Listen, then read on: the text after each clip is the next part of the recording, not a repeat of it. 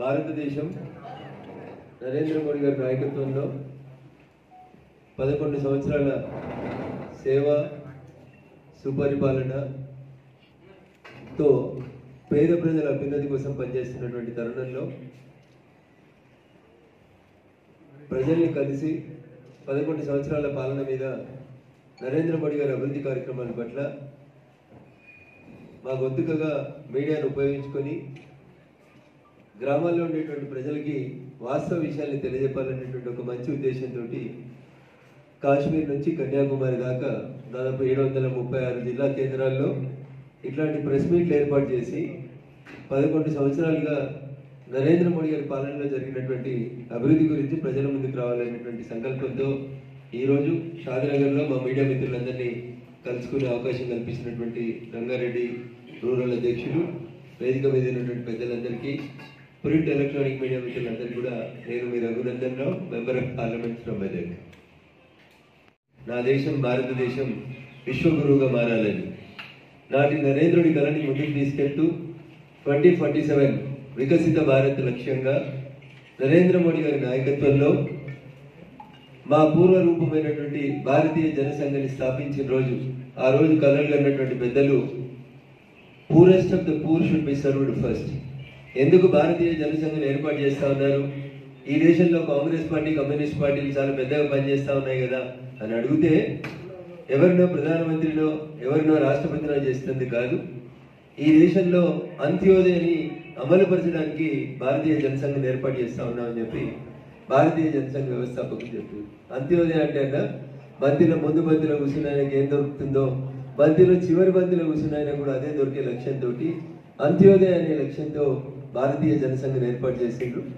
భారతీయ జనసంఘ్ రూపాంతరం చెంది భారతీయ జనతా పార్టీగా 1980లో మారిన తర్వాత ఆ రోజు మేము కలలు కన్నటువంటి అంత్యోదయ లక్ష్యాల ఆశయ సాధనలో భాగంగా నరేంద్ర మోడీ గారు ప్రధానమంత్రి అయిన తర్వాత పేద ప్రజలకు ఇంటి ముంగట కట్టే బాత్రూమ్ దగ్గర నుంచి మొదలుకుంటే మహిళలు, యువకులు, నిరుద్యోగులు, కార్మికులు, కర్షకులు, ఈ దేశ సంపద అయినటువంటి యువతని ముందుకు తీసుకెళ్లాలనేటువంటి లక్ష్యంతో 15 ఆగస్టు రోజు ఎర్రకోట నుంచి జాతీయ జెండాను ఎగిరేసి ఈ దేశంలో ఆడబిడ్డలకి బాత్రూములు లేకపోతే కష్టాలు అవుతా ఉన్నాయని స్వచ్ఛ భారత్ కింద టాయిలెట్ మొదలుపెట్టిన దగ్గర నుంచి మొదలుకుంటే ఏప్రిల్ 22వ తారీఖున 4 తుపాకులు వేసుకుని వచ్చి 146 కోట్ల మంది భారతీయుల్ని భయపెడదామని మతం అడిగి ఖురాన్ చదువుమని కల్మా చెప్పుమని మతం పేరిట మారణకాండను సాగించి 146 కోట్ల మంది ఈ దేశ ప్రజల్ని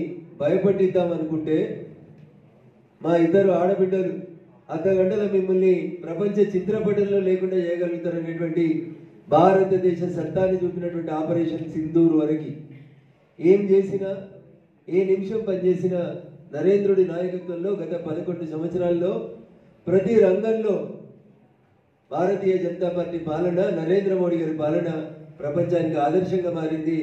ఎవరికి ఇష్టమున్నా కష్టమున్నా ఈరోజు భారత్ ప్రపంచంలోనే 4వ అతిపెద్ద ఆర్థిక వ్యవస్థగా ఎదగగలిగింది నరేంద్ర మోడీ గారి నాయకత్వంలో. ఎట్లా జరిగింది? మేము ఆక్స్ఫర్డ్లలో చదువుకోలే, కేంబ్రిడ్జ్లలో చదువుకోలే, మాకు వాళ్ళకు వచ్చినట్టు ఇంగ్లీష్ రాదు, మాకు వాళ్ళ ప్రధానమంత్రి తీర్మానాలు చేస్తే ప్రెస్ మీట్లలో చెప్పడం రాదు. కానీ మాకేం తెలుసు అంటే పేదోడి కష్టం తెలుసు. రైల్వే ప్లాట్ఫామ్ మీకు వచ్చిన ఆయనే ఈ దేశాన్ని ఎట్లా పాలిస్తాడు అంటే ప్రపంచంలో జపాన్ను దాటించి 11 సంవత్సరాల్లో 4వ అతిపెద్ద ఆర్థిక వ్యవస్థగా ఈ దేశాన్ని ముందుకు నడిపినటువంటి నాయకత్వం గౌరవనీయులు నరేంద్ర మోడీ గారి నాయకత్వం. ఏం చేసిరు అని మాట్లాడేటోళ్ళందరికీ, మేము పథకాలకు పెట్టిన పేర్లని ఎగతాళి చేసేటువంటి వాళ్ళకందరికీ మనటి ఆపరేషన్ సింధూర్ అనేది ఒక గుణపాఠంలాగా నిలబడింది. పక్క దేశం మీద ఆధారపడి చైనా మాంజాలు, చైనా పతంగిలు, చైనా డ్రోన్లు కొనుక్కొచ్చుకున్నటువంటి పాకిస్తాన్కి ఏమైందో, భారత్ ఆత్మనిర్భర భారత్గా ఎట్లా ఎదిగిందో, మేక్ ఇన్ ఇండియా తోటి భారత్ ఎంత సశక్తంగా ఎదిగింది అనేది నరేంద్ర మోడీ గారి నాయకత్వంలో భారతదేశ పౌరులందరూ కూడా అర్థమైంది. వందల సంఖ్యలో ఏకకాలంలో డ్రోన్లను వదిలితే ఒక్క డ్రోన్ కూడా మన పొలిమేరలలోకి రాలేకపోయింది అంటే మనం వాడినటువంటి S-400 కానీ, మనం తెచ్చినటువంటి బ్రహ్మోస్ కానీ, మన రఫేల్ యుద్ధ విమానాలు కానీ, భారతదేశం ఒప్పందం చేసుకున్న రఫేల్ విమానాలు కానీ ఈ దేశ రక్షణ రంగ వ్యవస్థని మన్మోహన్ సింగ్ గారు ప్రధానమంత్రి ఉన్నప్పుడు 46,000 కోట్ల ఉత్పత్తులతో ఉన్నటువంటి భారతదేశ రక్షణ రంగ వ్యవస్థని 1.27 లక్షల కోట్లకు పెంచి దాదాపు 3 ఇంతలు పెంచి 10 సంవత్సరాల్లో ఈ దేశ రక్షణ రంగ వ్యవస్థని ఉత్పత్తులలో 3 ఇంతలు పెంచి 1.27 lakhs ట్రిలియన్ల వరకు భారతదేశ రక్షణ రంగ ఉత్పత్తుల్ని పెంచి ప్రపంచంలో ఏ దేశం కూడా భారతదేశం వైపు చూడాలంటే భయపట్టించేటువంటి రీతి లోపల ఈ దేశ యొక్క ప్రజల యొక్క ఆత్మగౌరవాన్ని పెంచినటువంటి ప్రభుత్వం నరేంద్ర మోడీ గారి ప్రభుత్వం. భారతదేశం విమానాల్ని పాకిస్తాన్ కూల్చింది అని చెప్పి కొంతమంది సన్నాయి నొక్కులు నొక్కుతున్నారు.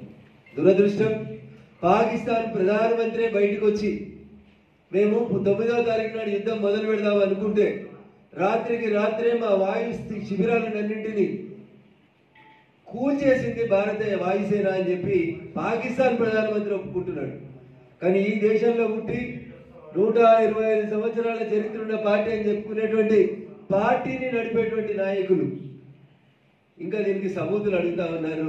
ఇట్లాంటి వాళ్ళు ఈ దేశంలో ఉండడానికి అర్హులా అనేది ఒకసారి ఈ దేశ ప్రజలు ఆ పార్టీల గురించి ఆలోచించాల్సినటువంటి అవసరం ఉంది. మేము మిగతా వాళ్ళగా బాగా ఊరుకుంటలేము, చేసింది చెప్పడానికి మాత్రమే ప్రజల ముందుకు వచ్చినాం. బాత్రూమ్లు అంటే చిన్నయ్య అన్నారు, ఆపరేషన్ సింధూర్ అంటే ఎందుకు ఆడబిడ్డలు పంపించిరు అంటాడు. ఒక ఆయన అడుగుతాడు ఎన్ని విమానాలు కూలినాయో లెక్క చెప్పు అంటాడు. లక్ష్యం నెరవేరిందా లేదా అనేది అడుగుతలేదు, ఎన్ని కూలినాయో అని అడుగుతున్నారు. 3 విషయాలు మీ ద్వారా మేము స్పష్టంగా చెప్పదలుచుకున్నామని. ఒకటి, పాకిస్తాన్కు ఉన్నటువంటి దురదృష్టం, ఒక బాధాకరమైనటువంటి అలవాటు ఏంటంటే టెర్రరిస్టులు ఎవరు మా దగ్గర లేరు, మేము చాలా మంచోళ్ళం, మా దేశం శాంతి కాముక దేశం అని చెప్తారు. ఇన్ఫాక్ట్ భారతదేశం శాంతి కాముక దేశం. మనం ఎన్నడూ పక్కోని సొమ్ము కావాలని కోరుకోలేదు, పక్కోని భూభాగం కావాలని కోరుకోలేదు, పక్క దేశం నాశనం కావాలని కోరుకోలే. ఆఖరికి మనోళ్ళని మతం పేరు మీద మారణకాండ జరిపిన రోజు కూడా 12 రోజులు వెయిట్ చేసిన తర్వాత భారత ప్రభుత్వం నరేంద్ర మోడీ గారి నాయకత్వంలో తప్పును తెలుసుకొని పాకిస్తాన్ క్షమాపణ కోరుతుందేమో, ద్రోహుల్ని దేశ ద్రోహులందరినీ మనకు అప్పగిస్తుందేమో అని ఎదురు చూస్తే మనతో ఇంకొన్ని దాడులు చేస్తారనేటువంటి ఇన్ఫర్మేషన్ వచ్చినప్పుడు ఆ రోజు కూడా మనం ఎంత గొప్పలో, మనం ఎంత శాంతి కాముకులమో ఒకసారి ఆలోచించాలి. మనం పట్టపగలు పోయి బాంబులు వేయలే, పట్టపగలు పోయి జనావాసాలలో కాల్పులు జరపలేదు, పట్టపగలు పోయి పాకిస్తాన్ ప్రజలు చచ్చిపోవాలని కోరుకోలేదు. అర్ధరాత్రి 1:05 ప్రపంచమంతా నిద్రపోతున్నప్పుడు ఫిక్స్డ్ గోల్ పెట్టుకొని ఏ లక్ష్యాన్ని అయితే మనం దాకాలో ఆ లక్ష్యాన్నే దాకినాం. ఆ లక్ష్యంలో పాకిస్తాన్ సైనికులు లేరు, పాకిస్తాన్ ఆర్మీ లేదు, అందులో పాకిస్తాన్ ప్రజలు లేరు. అక్కడ ఉన్నది భారతదేశంని ప్రత్యక్ష యుద్ధంలో గెలవలేక పరోక్షంగా దొంగ దెబ్బతో టెర్రరిస్టుల్ని తయారు చేసేటువంటి 9 క్యాంపుల్ని 2 ఆడబిడ్డలు పోయి అర్ధగంటలు కొట్టేసి వచ్చారు. ఒక సివిలియన్ని చంపలే, ఒక ఆర్మీ సోల్జర్ని చంపలేదు మనం. ఇగో ఇది మన నిబద్ధత.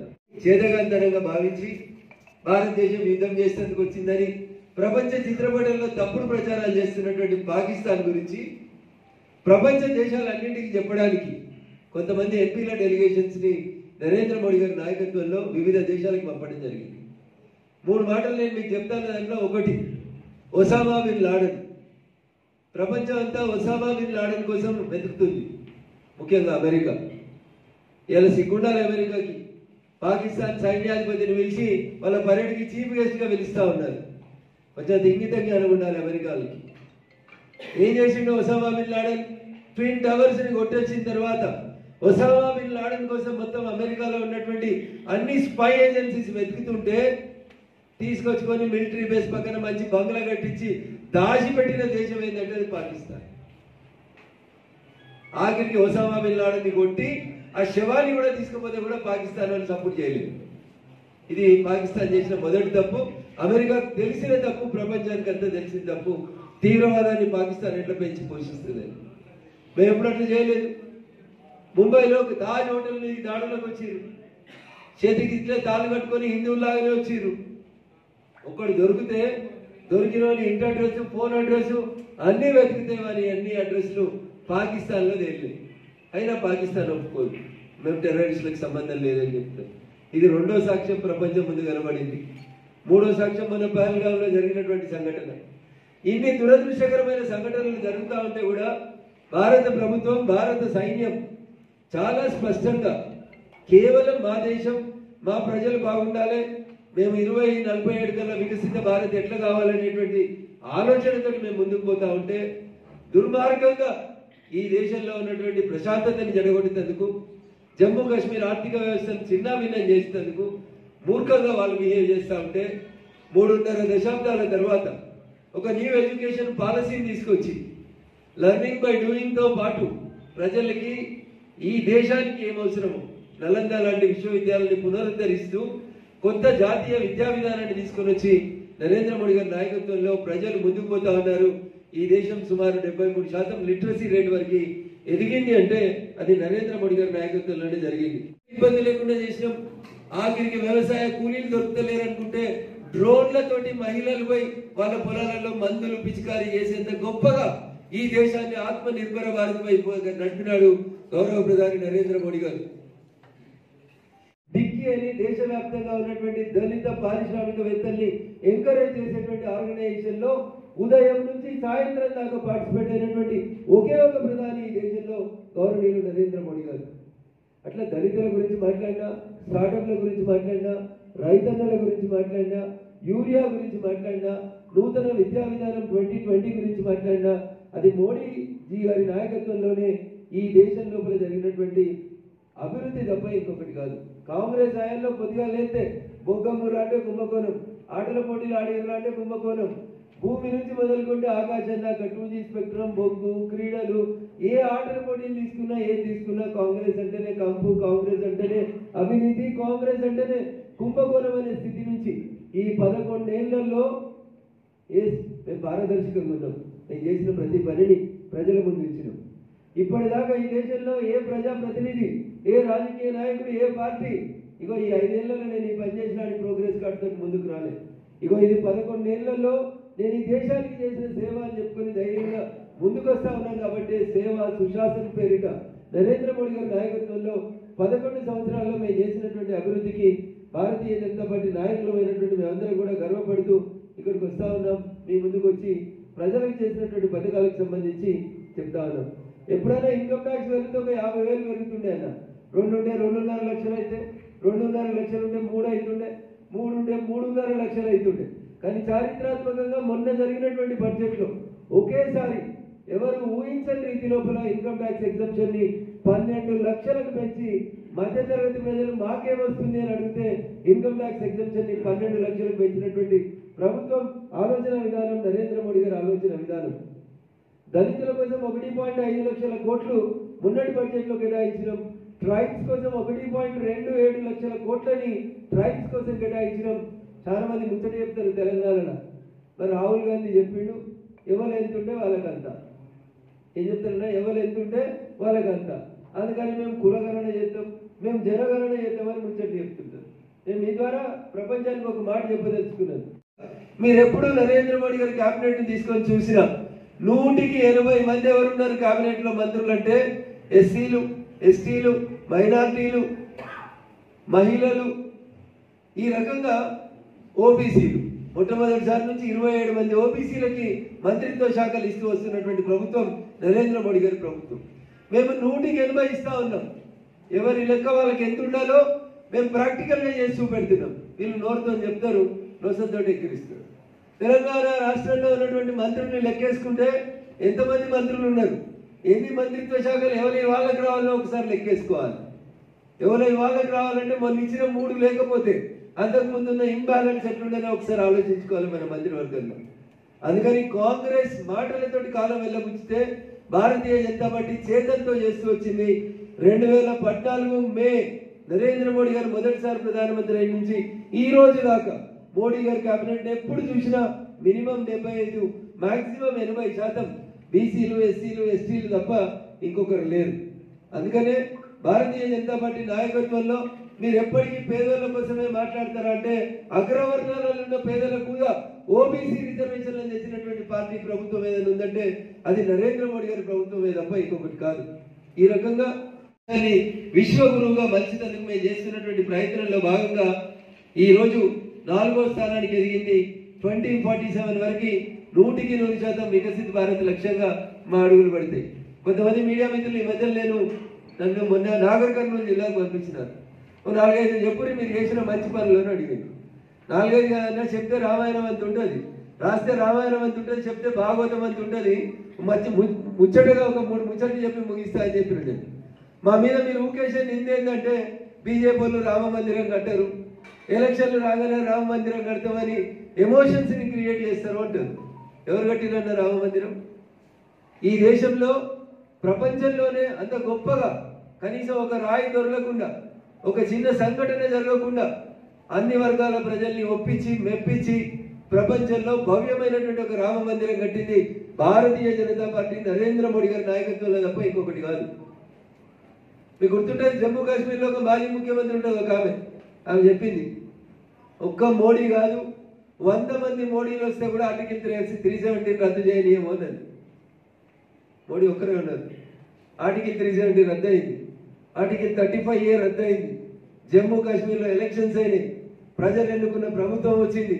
మేము వచ్చినవా ఇంకొకరు వచ్చినా మాకు సంబంధం లేదు. ప్రజాస్వామ్యం డాక్టర్ బిఆర్ అంబేద్కర్ గారు రచించినటువంటి భారత రాజ్యాంగం ప్రకారం ఒమర్ అబ్దుల్లా గారు ఇలా జమ్మూ కాశ్మీర్లో ముఖ్యమంత్రి అయ్యారు. ఎవరు కలగన్నారన్నా? భారతీయ జనసంఘ పుట్టినాటి నుంచి కలాది డాక్టర్ శ్యామా ప్రసాద్ ముఖర్జీ గారు కశ్మీర్కి పాదయాత్ర చేసి ఒక దేశానికి ఒకటే రాజ్యాంగం, ఒకటే జెండా, ఒకటే ప్రధానమంత్రి ఉండాలని నాడు డాక్టర్ శ్యామా ప్రసాద్ ముఖర్జీ గారు కలగంటే ప్రతి సంఘంలో పనిచేసినటువంటి ప్రతి కార్యకర్త కోరుకున్నాడు ఆర్టికల్ 370 రద్దు రావాలని. Yes we did it. ఎవరు ఎన్ని చెప్పినా ఆర్టికల్ 370 రద్దు చేసినాం. కొందరన్నా రక్తం ఏర్లై పారుతుంది అన్నారు. కనీసం రాళ్ళు కూడా పడలేదు జమ్మూ కాశ్మీర్లో. ఎలక్షన్స్ అయిపోయినాయి, ప్రజాస్వామ్యాన్ని పరిరక్షించారు. కాంగ్రెస్ పొద్దున్నేసే బిఆర్ అంబేద్కర్ గారి పేరు చెప్పే కాంగ్రెస్ ఈ దేశంలో దాదాపు 120 సార్లు భారత రాజ్యాంగ నిర్ణయానికి వ్యతిరేకంగా రాష్ట్రపతి పాలన పెట్టినటువంటి party Congress. We're more democratic. మా ప్రభుత్వం ఉన్న తప్పనిసరి పరిస్థితులలోనే మనం పెట్టినాం తప్ప మేము రాష్ట్రపతి పాలనకి ఏ రోజు కూడా మొగ్గు చూపినటువంటి ప్రభుత్వం మాది. ఈ రకంగా చెప్పుకుంటూ పోతే ఇంటి ముంగట ఉన్నటువంటి సీసీ రోడ్డు, ఇంటి ముంగట వెళ్తున్న ఎల్ఈడి బుగ్గ, ఆఖరికి జూన్ నెలలో 3 నెలలకు సంబంధించినటువంటి రేషన్ ప్రతి ఒక్కరికి 5 కిలోల బియ్యం, జూన్ జూలై ఆగస్ట్ 3 నెలల బియ్యాన్ని ఇలా రేషన్ దుకాణాలలో సప్లై చేస్తున్నటువంటి ప్రభుత్వం నరేంద్ర మోడీ గారి ప్రభుత్వం. వచ్చిన అంటాడు నేను నల్లమల పులి బిడ్డను అంటాడు. అన్న 18 నెలలు అయింది. నీ పాలమూరు రంగారెడ్డి పథకం ఉంటుంది, పుస్తకాలల్లో ఇంటున్నాడు. నేను చిన్నప్పటి నుంచి ఇంటనే ఉన్నాం. పాలమూరు రంగారెడ్డి పోయిన ఆయన కుర్చేసుకొని కడతా అన్నాడు. నేను ముఖ్యమంత్రి కాగానే పాలమూరు రంగారెడ్డిని ఫినిష్ చేస్తే కుర్చేసుకొని అన్నాడు. ఆయనకు 10 ఏళ్ళు పాలమూరు రంగారెడ్డి తొవ్వ దొరకలే, కుర్చీ దొరకలేదు ఆయనకి. ఇప్పుడు వచ్చిన ఆయన కూడా అదే జిల్లాకి వెళ్ళి వచ్చింది. మాట్లాడితే చెప్తాను నేను నల్లమల పులి బిడ్డనండి అన్న. నువ్వు పులివా ఏనుగా మేకవా నేనేమన్నా తెలుసుకోలేదు. ఆ పథకం పేరే పాలమూరు రంగారెడ్డి పథకం అన్న. కొంచెంగా పాలమూరు రంగారెడ్డిలో 10 తట్టల మందు దిగిండ్రన్న. ఉత్తర తెలంగాణకే దోసుకుపోయారు. దక్షిణ తెలంగాణ అన్యాయమైంది. ఏం చేసిరంటే 18 నెలల్లో దక్షిణ తెలంగాణకి. వేరే పాలమూరు రంగారెడ్డి 10 తట్టల మన్యత లేదన్న మీరు. ఇగో ఇది మీ పాలన, ఇది మా పాలన. దురదృష్టం ఇవాళ చూస్తా ఉన్నా, ఇప్పుడు వస్తూ ఉంటాయి టీవీలలో. మా దుబ్బాక ఉప ఎన్నికలలో కూడా టెలిఫోన్ ట్యాపింగ్ అయిందని నేను ఆ రోజు నుంచి మొత్తుకున్నా. డీజీపీని కలిసిన అందరికీ చెప్పిన. ఆ రోజు నేను చెప్తే ఎవరు నమ్మలేదు టెలిఫోన్ ట్యాపింగ్ అయిందంటే. ఇలా టెలిఫోన్ ట్యాపింగ్ అయింది, దుబ్బాక ఉప ఎన్నికలు అయింది, హుజురాబాద్ ఉప ఎన్నికలు అయింది. బీజేపీ నాయకుల ఫోన్లన్నీ విన్నాం, 200 నెంబర్లు విన్నామని చెప్తున్నారు. ఇప్పటికైనా నేను రేవంత్ రెడ్డి గారికి ఒకటే ఒక విషయం చెప్పదలుచుకున్న రాష్ట్ర ముఖ్యమంత్రి, కమిషన్లు కాలయాపనలు వద్దు, విచారణలు ఇంకేదో చేస్తామని చెప్పి చాలా టైంపాస్ చేయకండి దయచేసి. 18 నెలల సమయం అనేది చాలా ఎక్కువ సమయం. 1/3 of your governance is completed. ప్రజలు మీకు ఇచ్చిన 5 సంవత్సరాల పాలనలో దాదాపు 1/3 సమయం అయిపోయింది. ఇప్పటికైనా పాలమూరు రంగారెడ్డి మీద మీ పరిస్థితి ఏంది? ఎస్ఎల్బిసి టన్నెల్లో కొట్టుకుపోయిన శవాలు ఇంకా దొరుకుతలేవు. టన్నెల్ 3 ఏళ్ళలో కడతామంటారు. టన్నెల్ అవుతుందా కాదా చెప్పు. ఉత్తర తెలంగాణ పోయిన పార్టీ కాపాడింది అన్నారు. మరి మీరు వచ్చి దక్షిణ తెలంగాణని బ్యాలెన్స్ చేయండి. పేరుకు మాట్లాడడానికి ఉత్తర భారతం దక్షిణ భారతం జనాభా పెరిగింది, సీట్లు పెరిగినాయని మాట్లాడతారు తప్ప Bharatiya Janata party is only the party Kashmir నుంచి కన్యాకుమారి దాకా అందరూ చల్లగా ఉండాలనుకునే పార్టీ. ఈ దేశంలో ప్రజాస్వామ్యం పరిడవిల్లాలనే పార్టీ. డాక్టర్ బిఆర్ అంబేద్కర్ కలలు కన్నటువంటి అంత్యోదయ, జనసంఘ వ్యవస్థాపకులు కలలు కన్నటువంటి Antyodaya, poorest of the poor should be served first అనేది మా లక్ష్యం. ఆఖరికి ఒక మాట చెప్పి ముగిస్తా. కాంగ్రెస్ వాళ్ళు అధికారంలో ఉన్నప్పుడు రోజు 7 కిలోమీటర్లు ఎదురున్న national highway per day. The capacity of the Congress government in building the national highways only 7 kilometers per day అన్నారు. ఈ రోజు నరేంద్ర మోడీ గారి నాయకత్వంలో ఒక్కొక్క జాతీయ రహదారి, కొత్త జాతీయ రహదారి రోజుకి 32 kilometerల స్పీడ్గా పోతా ఉన్నాయి మా రోడ్లు. మీరు రోజుకి 7 వేస్తే మేము 32 kilometers వేస్తున్నాం. That is the difference between Oxford and Cambridge. And this is the people's leader కాబట్టి, ప్రజల పల్స్ తెలిసిన లీడర్ కాబట్టి ప్రజల కోసం పనిచేస్తుంది. రోడ్లు ఎట్లా విస్తరిస్తున్నామో మీరు చూస్తూ ఉన్నారు, ఒక్కొక్క రోడ్డు, ఒక్కొక్క జాతీయ రహదారి. కాబట్టి దయించి మా 11 సంవత్సరాల ప్రోగ్రెస్ కార్డుని చూసి మమ్మల్ని ఆశీర్వదించి భవిష్యత్తులో కూడా ఈ రాష్ట్రంలో కాంగ్రెస్ని చూసిర్రు, ఆ తర్వాత వచ్చినటువంటి ఇంకొక ప్రాంతీయ పార్టీని చూసిర్రు, ఆ తర్వాత ఉద్యమ పార్టీని చూసిర్రు, మళ్ళీ ఇంకొకరిని చూసిర్రు. వీళ్ళెవ్వరు కూడా ఈ రాష్ట్రాన్ని కాపాడేందుకు లేరు. వాళ్ళని వాళ్ళు ఎట్లా పెంచుకోవాలని చూస్తున్నారు. ఒక్క భారతీయ జనతా పార్టీ మాత్రమే ప్రజల కోసం తినే బువ్వకారు నుంచి ఇంటి ముంగటి సీసీ రోడ్డు దాకా, ఇంటి ముంగట కట్టిన టాయిలెట్ దాకా, ఆఖరికి ఎవడన్నా కన్నెత్తి చూస్తే కొట్టే దగ్గర పెట్టినటువంటి పేరు ఆపరేషన్ సింధూర్ దాకా ప్రతిదీ ఈ దేశం ఆత్మతోటి సమ్మిళితమైనటువంటి పార్టీ భారతీయ జనతా పార్టీ. కాబట్టి మమ్మల్ని ఆశీర్వదించమనేటువంటి ఒక ఉద్దేశంతో దేశవ్యాప్తంగా మీలాంటి విఘ్నుల్ని, మేధావుల్ని కలిస్తే, మేము ఒకరిని మిమ్మల్ని కలిస్తే మీరు 100 మందికి చెప్పగలుగుతారనే ఒక మంచి లక్ష్యంతో ఈరోజు మిమ్మల్ని అందరినీ కలుసుకునే అవకాశం ఇచ్చినటువంటి మా రంగారెడ్డి జిల్లా పార్టీకి కృతజ్ఞతాభివందనాలు తెలియజేస్తూ సార్. కవిత ఎవరి చెల్లెలు? కేటీఆర్ గారి చెల్లెలు. కవిత ఆరోపణలు ఎవరి మీద చేస్తుంది? ట్విట్టర్లో పెట్టకు టిల్లు అని కవిత ఎవరిని ఉద్దేశించి చెప్తుంది? వాళ్ళ అన్నను ఉద్దేశించి చెప్తుంది.